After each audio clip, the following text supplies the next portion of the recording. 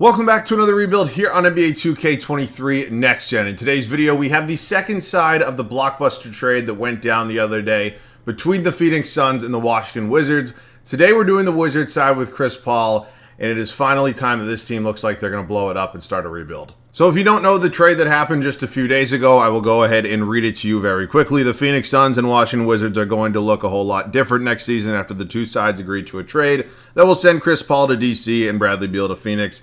The exact framework of the deal still needs to be ironed out, but the Wizards are getting Paul, Landry Shamet, multiple second-round picks, and multiple pick swaps. The Suns get Beal, Jordan Goodwin, and Isaiah Todd. Okay, so obviously there's a very real possibility that Chris Paul doesn't actually play a game for the Wizards. I think there's a weird scenario where maybe he does play a year for them, but to me, that doesn't really make sense. If I was Washington, I'd want to embrace the tank. Here today, I'm still TBD on what I'm going to be doing exactly, but I think in real life, it definitely makes a lot more sense for the Wizards to reroute him, maybe to the Clippers, potentially the Lakers, some other team that is contending and trying to win right now, because clearly the Wizards are not. So by the time that this video comes out, or if it's just a few short days later, if Chris Paul is not actually a Wizard, we'll probably be doing a Chris Paul rebuild with whatever team he actually ends up on. As of now, at the time I'm recording this, he is going to Washington, and that's what we're going to be doing today. So we'll play it by ear. We will see what is going to happen, but of course, let me know any other video ideas down below in the comment section. Of course, the draft does start on Thursday, so Friday will probably be a prospect rebuild, and we can go from there. Probably going to have a bunch of those next week post-draft. But yeah, man, it's obviously, that kind of year. The rumors are heating up. The trades are starting. Free agency's very soon. And yeah, I'm sure you guys have tons of ideas. Let me know all those down below in the comment section. But Wizards moving Bradley Beal. He's been their franchise piece for a while now. Let's get into it, see if we can get them a championship. So we'll quickly go over this roster and the way things stand currently with this Washington team. Now, again, this is going to be a very busy offseason, both in this game and in real life for the Wizards. There's obviously a lot of big decisions that need to be made and probably some moves that will end up happening as well. So let's just dive into it right now. Obviously, here, right now, Chris Paul is technically a Wizard. I just gave the majority of my thoughts on him actually playing in DC. If I were to take an educated guess, I would say he probably never even wears a Wizards jersey. I don't think it makes any sense at 38 years old to have Chris Paul on a rebuilding team. It's just a waste of time for pretty much everybody. So I wouldn't be surprised if he gets rerouted. If I can find a good trade for him, I'll probably make it today. If not, maybe I have him here for a year. I don't know. Monte Morris is here. He's 28 years old. He's an 80 overall. He is a pretty decent backup option. Point guard is obviously a position that the Wizards have been looking for a reliable starter at for a few years now, ever since kind of the prime of John Wall left. And they haven't really had anybody too solid. I mean, Russ was obviously good for his time there, but I still don't think Chris Paul or Monte Morris are long-term options. We have DeLon right here as well, 31 years old, $8 million for a season. Then Jordan Goodwin has an option, I'm assuming. If he doesn't, I'm just going to let him go. It's not that big of a deal. He will not be playing here next year. Shooting guard spot is obviously one of the weaker positions on the team now that Bradley Beal is no longer here. Oh my God, dude. What the fuck? These aren't his actual numbers, but I mean, 10th overall pick, he was not very good for a 10th overall pick. Actually, probably one of the worst rookies out of the class last year in terms of guys that actually played. Kyle Kuzma's here. Actually, today in real life, declined his, I believe, $13 million player option. He's an 86 overall. If I have the money to get him back, I might try to do so. I think he's a guy at only 27 that could be here for the full 3 years of this rebuild and could be a starter on a championship team. We will see. Corey Kispert's a decent, nice backup small forward option. Good three-point shooter, 79 overall, 24 years old. Tingus Pingus, I know there's interest in the Wizards re-signing him and retaining him. I don't know if this one makes a ton of sense for the money he's going to demand. I would probably rather see him go somewhere else just as a basketball fan. We'll see. Denny Avdija, Anthony Gill, and Xavier Cooks. These are just, Avdija will get some playing time. And then Daniel Gafford is like the center on this team. So it's not a good roster. It's really not. I have no idea what happened with the Wizards coach this offseason, to be completely honest, but this feels like a video I could use style for, so I'm going to go out and just get them. I don't know if did they hire somebody or fire anybody? I have no idea. Is Wes Unseld their coach? I don't know. All right, so up to the draft. In terms of our first round pick, we have number 8. I don't know if we actually have these 2 seconds or 2K just threw them in there, but they're seconds. It's not that important. So let me scout a little bit and potentially look for a trade, and let's see what we can do. I'm currently just scrolling through some trades for Chris Paul, and honestly, none of these are really that good. There's a couple that are decent, especially I'm trying to get him to a somewhat realistic location. I mean, the Lakers are a possibility. $30 million is obviously a lot of money that they're going to have to be taking in. I don't know if they give up Jared Vanderbilt and a first-round pick for CP3. I don't think they probably would. That doesn't really make a ton of sense for them, especially if they are trying to think about the future a little bit.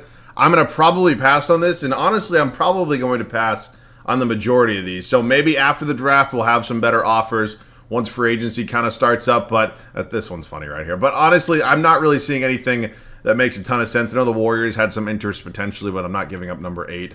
And I don't really have much interest in Jordan Poole. I considered this one with the 76ers, but that means they'll likely not get James Harden back, which also I feel like he's probably going back to Philly at this point in time.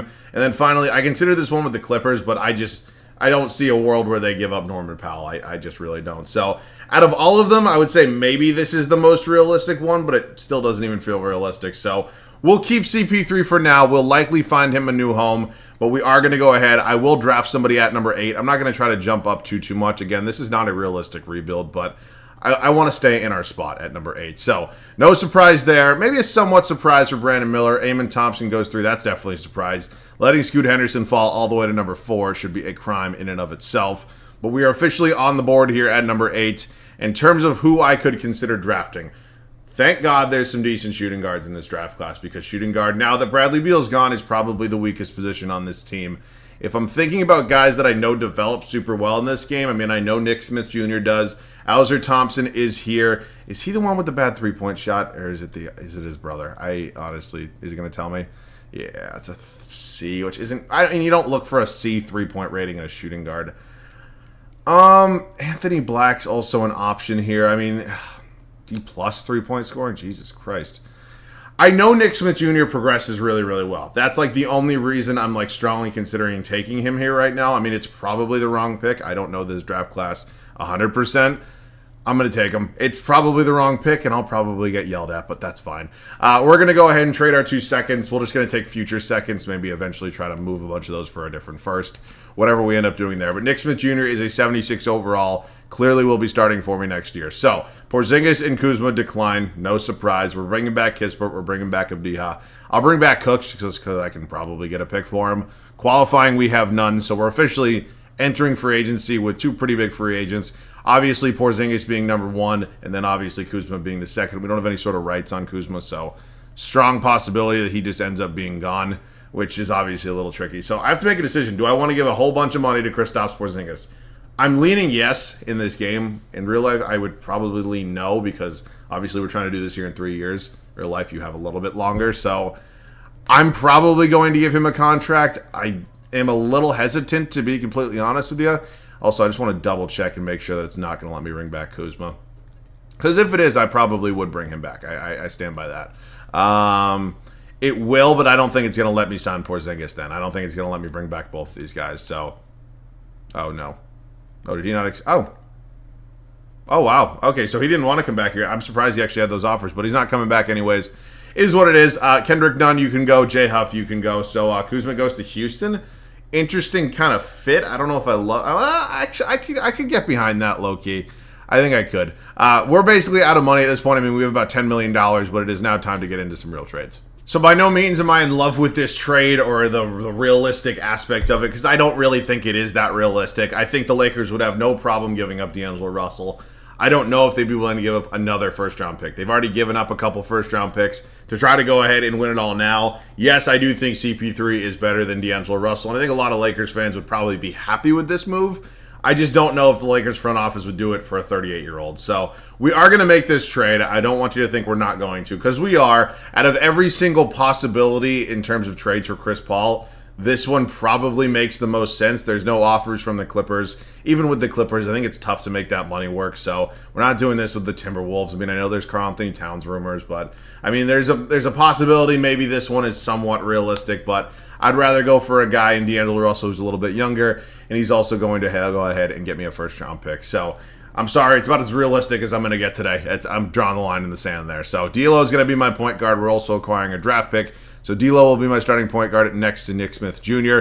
We do have to figure out what we want to do with like Johnny Davis. I mean, I don't know if there's a route to have him actually progress a little bit here. But we also need to find ourselves a starting small forward. I don't really want to start Corey Kispert and then potentially a new starting center. I'm not in love with Daniel Gafford by any means. So we're definitely not done making moves. It is officially time that we're throwing any single somewhat realistic aspect of this rebuild just completely out the window. We're going to go ahead and hit up the Suns. They want to give us DeAndre Ayton. We're going to give them some more depth, which means Landry Shamet is going to be going back to Phoenix. DeLon Wright and Johnny Davis will be heading there as well, and DeAndre Ayton is going to be my new starting center. So Ayton, there's a lot of different opinions about DeAndre Ayton.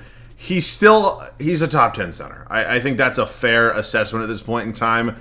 I think a lot of people hate on him a little bit too much. I mean, I get it. There's an argument for it, but I don't want to hammer it because he's still a good player. He's not the generational center everybody thought he was going to be when they took him number 1 in Phoenix, but he's still a good player, and he progresses well in this game. I'm going to be keeping him. So he'll be my starting center. He'll be playing next to Porzingis. In terms of my starting small forward, I would not be too excited to start Corey Kispert, to be 100% honest with you. We're good at the point guard spot with our starter and backup. We do need to find ourselves a new backup shooting guard.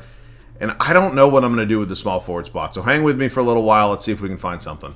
I have no idea if this is going to happen or even be a remote possibility, but I'd love to have Anthony Simons here from the Portland Trailblazers. We're offering up Daniel Gafford and Anthony Gill and Xavier Cooks. These two in here make the money work, and I guess Gafford's like the focal point of the deal. By no means is this something that in real life anybody in the Trailblazers front office would consider, and I don't think they're going to consider it right now. Let me just double check. No, they're not going to do it. But I'd probably be willing to give up a couple picks. Oh, we don't even have our own first in 2024? Who owns our first? That is interesting. Who has the Wizards' first-round pick in 2020? I should probably know this. I genuinely have no idea. I'm trying to think back to a possible trade that they made. That doesn't date back. No, that wouldn't make any sense. Wizards first. That's a second. Who has our first? I mean, there's some teams we should obviously check, like the Thunder. Oh, they do have. What trade is this? Was this the Russell Westbrook trade? I don't know. It could have been.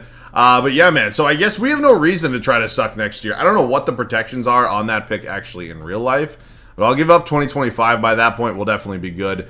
And I'll also probably do another first in 2027. Because you got to think about it. We're going to get access to another year of draft picks this offseason. And also, we'll get some players we can probably include. So I'll give up 3. I don't care. I'll give you a third first-round pick if you really want it. Take the trade exception. Take the trade. All right. I genuinely had no idea that the Thunder actually own the Wizards' first-round pick. Also, I'm just going to move Nick Smith Jr. to 3. That's not a big deal. It's the NBA in 2023. You can go ahead and play anybody, any position. It does not matter. So he'll be starting at the 3 for me moving forward. And, yeah, Anthony Simon's going to come in, and he's going to be my new starting shooting guard. So I don't think we'll be terrible next year. I mean, I don't know how much I'd love this team in real life, but kind of is what it is. So we need to find ourselves a backup 2 and a backup 5. I wouldn't mind taking a flyer on Dante DiVincenzo. I know a lot of people are speculating he could potentially be too expensive for the Warriors to retain this offseason. Welcome to DC. And then in terms of the backup center spot, these options are they're not great, to say it nice. I don't know. I mean, whatever. I'll just go out and I don't love Mike Muscala. Biyombo, it fits the system well, I guess. Cody Zeller, not a chance. And I actually wouldn't mind Derek Favors. He's 32. You know what? Screw it. Why not? We'll take Derek Favors on a 1-year deal. I mean, that's what you get when you trade Daniel Gafford, who probably would have been one of the better backup centers in the league, but it is what it is at this point. I'm sure Porzingis can play some center minutes as well. All right, we're all set. I'll see you guys at the start of year 1. After a pretty crazy offseason, we have finally arrived at the start of year 1 for us here in DC. So let's just put it out there. This is not a championship team. I don't even think we're going to be a playoff team, but we've set a foundation up so we can have success down the line. There are some very movable pieces on this team that I'm sure a lot of teams would have interest in, and I think we're in a better position than we were at one point in time. I mean, hell, we all know the Wizards are just like the threshold of mediocrity in the NBA, and they have been for a little while now. I think we all know that. I'm happy they moved Bradley Beal, although they didn't get the best return. We went ahead and we made the most of it, and albeit in a very unrealistic way. but I think we've done a pretty good job. It's going to be D'Angelo Russell, Anthony Simons, Nick Smith Jr., Kristaps Porzingis, and DeAndre Ayton. Bench unit's going to be Monte Morris, Corey Kispert, Donte DiVincenzo, Denny Avdija, and Derek Favors. It's actually a pretty decent bench, especially for a year one. I don't love the Derek Favors backup, but Avdija, I mean, all these guys here, this is a pretty decent bench. Starting five's not too bad itself. So we'll see what happens. Maybe we sneak in the plan. I'm not calling anything. We'll see you guys at the end of year one. Year one ends. It was an okay season. We were 42-40, so just one game better than as mid as it gets. I mean, I can live with this in a year one. It does kind of hurt we don't have our own first round pick, but it's not the end of the world. It probably would have been like, I don't want to guess. Maybe high teens, like 11, 12, something like that. I don't know. Nikola Jokic gets his third career MVP, now wearing number 41 because they retired it for Carmelo Anthony. Not getting into that conversation. I think there's an argument to retire the number for both players. Victor Wembanyama, Rookie of the Year. Amen Thompson, Sixth Man. Nick Claxton wins Defensive Player of the Year. LaMelo Ball, Most Improved. And Darvin Ham, Coach of the Year. Looks like the Lakers were pretty good. They take the 1 seed over there in the West. The addition of Chris Paul. We will see if he can kind of break what's happened with him every year and actually win something this time.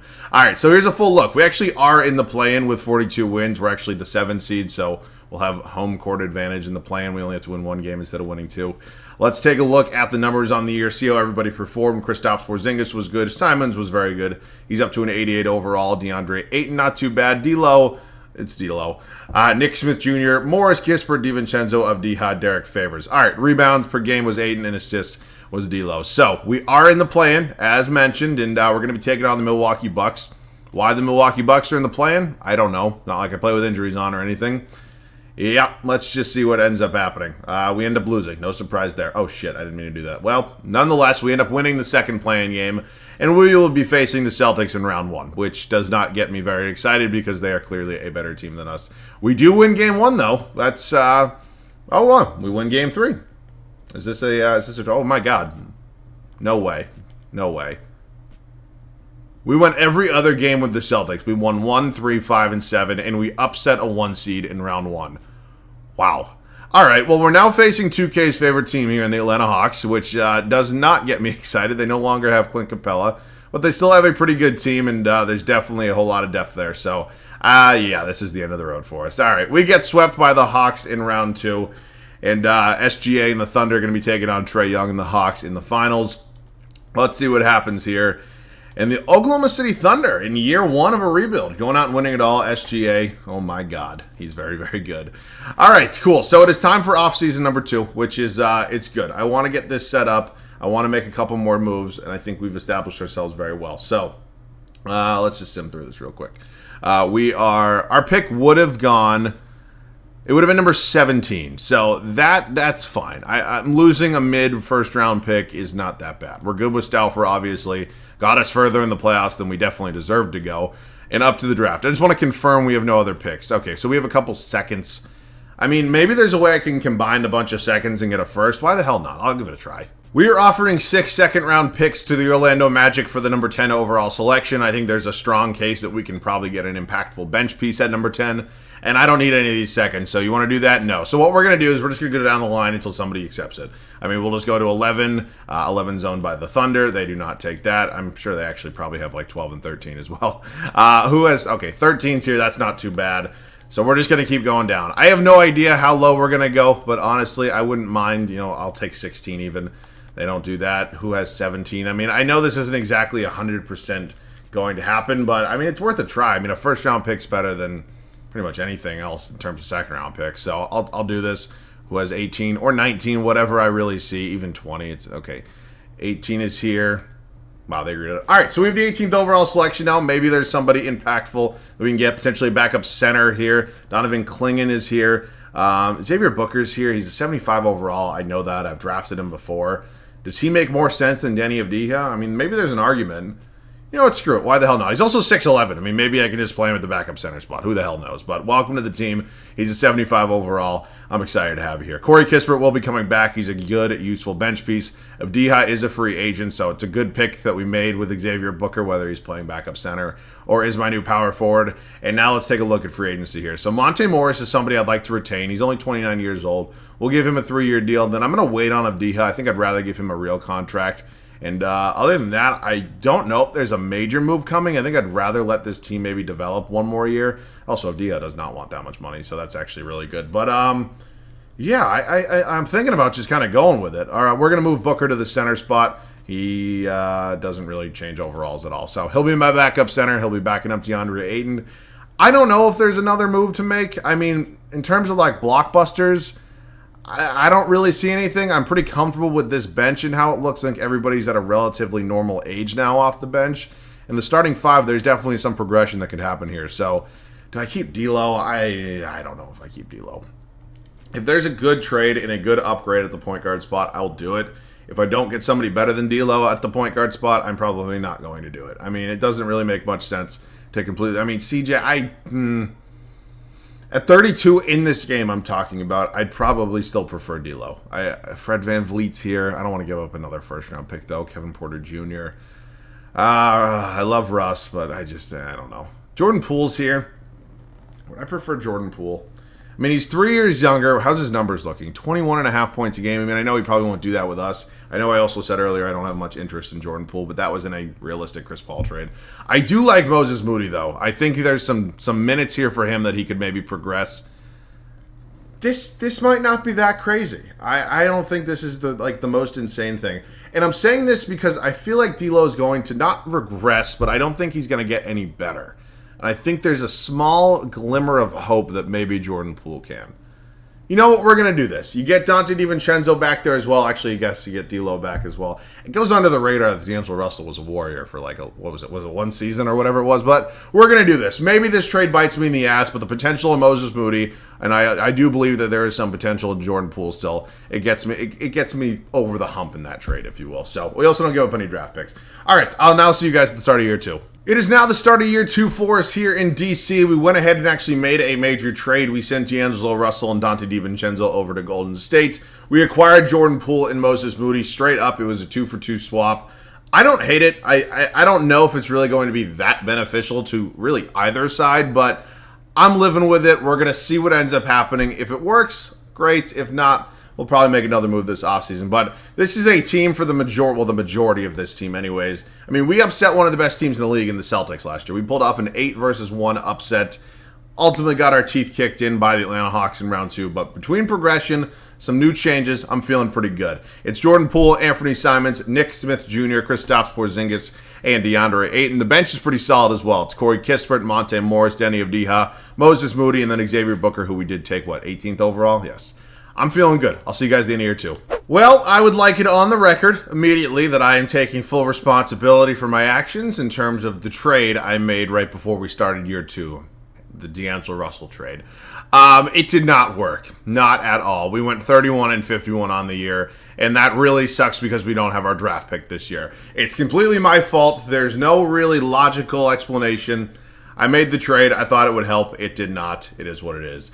Shea wins MVP. DJ Wagner, Rookie of the Year. James Wiseman, 6th Man of the Year. You don't see that one too much. New home in Milwaukee. Victor Wembanyama wins a D-point in his 2nd season. Jay Sean Tate, Most Improved. Mark Dagnall's your Coach of the Year. So, I'm just going to take a bold assumption and assume the plan's not calling this year. No, we go 31-51 as I mentioned, and we're gonna have like a really high pick, and we're not actually gonna have it. Awesome, because fuck, I really did this. I mean, Poole didn't even play that bad.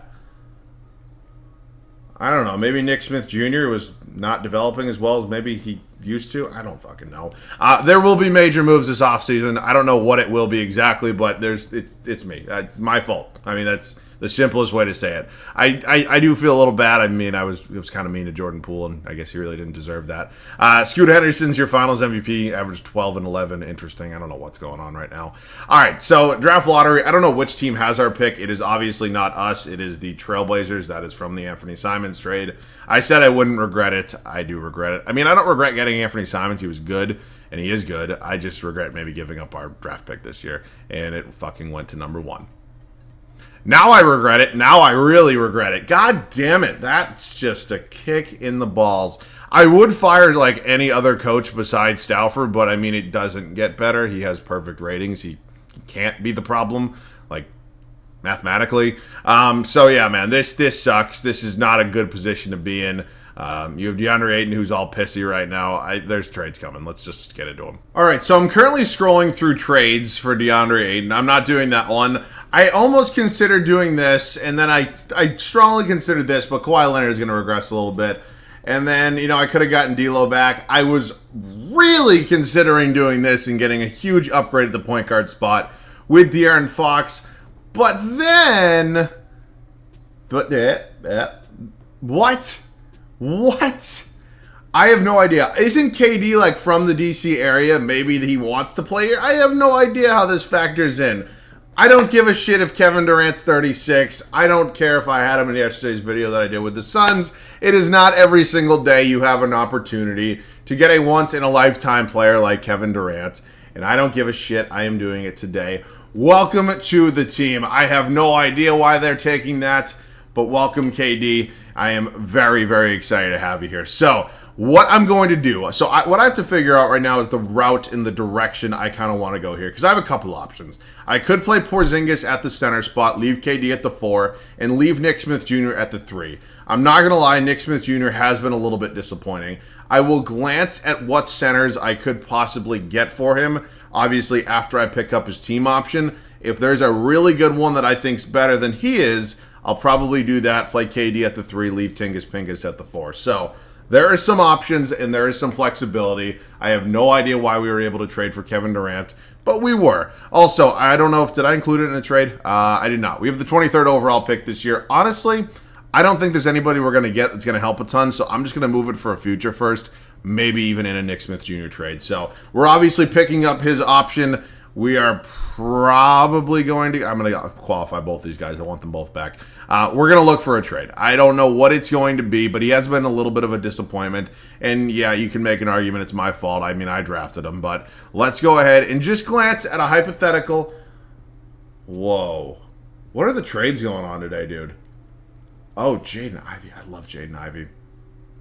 Yeah, there's just really not a spot for him on this team, though.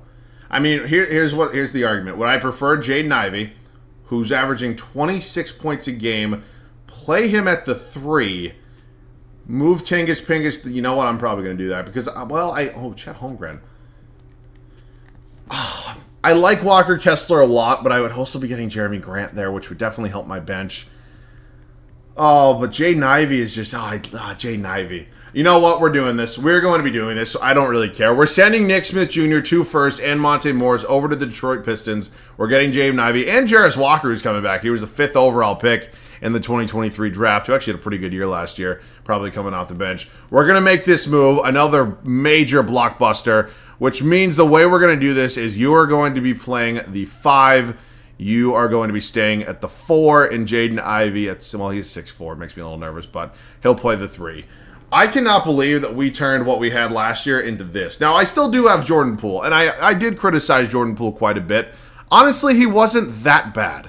I can definitely live with that. And now playing next to Kevin Durant and Jaden Ivey here, you have another year of development for Simons, and you still have Porzingis. I think he could be fine. All right, so I'm like amazed right now. I'm very, very surprised. So we're going to go ahead. We still have to kind of fill out this bench. We did kind of hurt ourselves there in that process, but we have Corey Kispert. We have Moses Moody. I'm going to see if there's any point guards here I could potentially sign. Do I bring DeLon? Give me Shake Milton.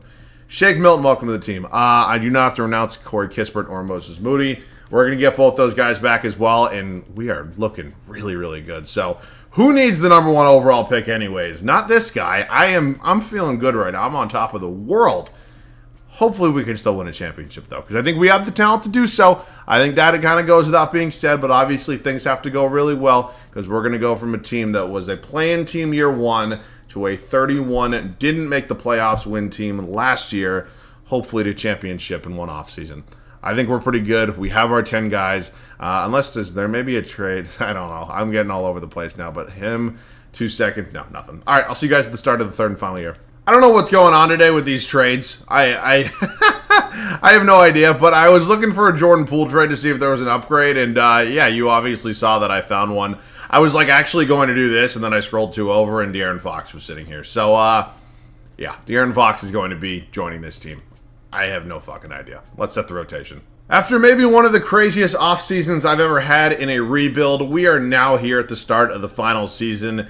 and we are looking really good. I still don't know how I got De'Aaron Fox. I have no fucking idea how I got Kevin Durant, but I am loving it. I mean, just look at this team. It is just, it's beautiful. Beautiful, beautiful, beautiful. I'm loving it. We should definitely be championship favorites. It is De'Aaron Fox, Anthony Simons. It is a very short backcourt. That does make me nervous, but I think we'll be fine. Jaden Ivey starting at the 3. You have KD at the 4 and Kristaps Porzingis at the 5. Bench is decent. It's Corey Kispert, Jarris Walker, who we also acquired in the KD trade. Was that the KD trade? I think it was. Moses Moody, Shake Milton, and Xavier Booker. So bench maybe isn't as strong as it once was, but it is still very good. And hell, this starting 5 is just a death lineup. I love it. See you guys at the end of the third and final season.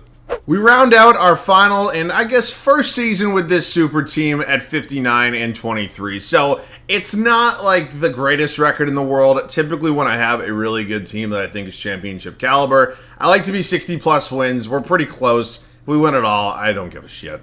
Luka Doncic MVP. Congratulations, Mac Mbakwe. I hope I'm pronouncing that right. Rookie of the year. He went 19th overall to New York, and I will say it is cool seeing somebody who's like outside the top 5 winning a Rookie of the Year.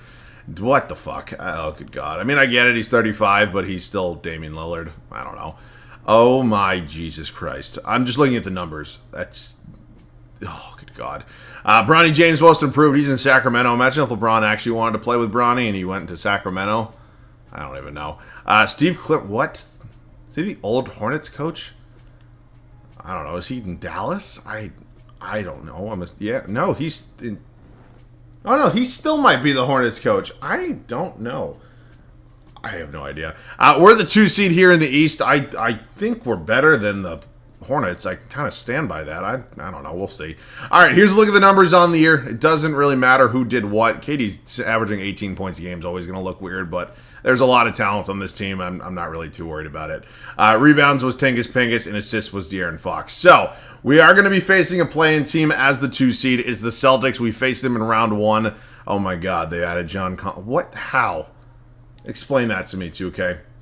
I think we're better, but like the fact that they're like a play-in team is just ridiculous, and you see that we're going to have Atlanta here in round 2. Not exactly my favorite team to face, but they don't have Trae Young. Did you trade Trae Young to Utah for Lauri Markkanen? What are we doing? I mean, what is going on today? This is just a weird day for 2K. We're up 3-0. We sweep them. Moving on, and it is the Charlotte Hornets. They're going to be taking us... okay, they made some changes. Okay, it looks like the strength of this Hornets team is just incredible depth. Yeah, so they moved Derek White to the bench. They have Franz Wagner as a 6th man. They add D'Angelo Russell to the starting line. They're playing LaMelo at the 2. I don't love that. It's going to be interesting to see what Charlotte does with the number 2 overall selection this year's draft. But I think we're better. I mean, they might have some better depth, but our starting 5 is definitely better, and we're sweep. Okay, beautiful. All right, it's going to be us against the Oklahoma City Thunder here in the NBA Finals. Can we cap it off with a championship after a pretty stressful rebuild? We're down 3-1.